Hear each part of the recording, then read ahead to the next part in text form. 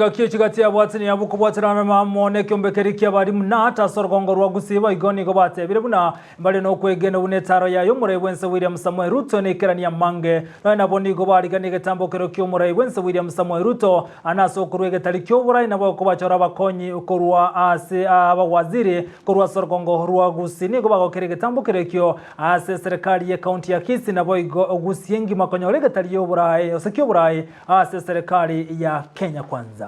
I also take this opportunity to thank him for including our community in appointments both at the cabinet and technocrat levels. Mr. President, we are humbled by your planned presence and grateful that you have taken your time to visit us.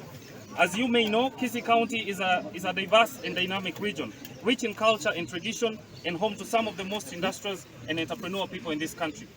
We are proud of our heritage and the contributions we have made to the development of our nation, and we will be honored to have you with us. Teachers of Kisii County are welcoming our president. We want to say we are prepared, just like the 10 mates in the pipe that had enough fuel. We also have enough fuel, and we are waiting for our president with all regards. We want to tell all the Kenyans that in Kisii we are organized, and we are waiting for our president eagerly. We want to urge that anybody who is around Kisii County to show a lot of respect, because our president is a man of organization, a man who works day and night to see that in Kisii we also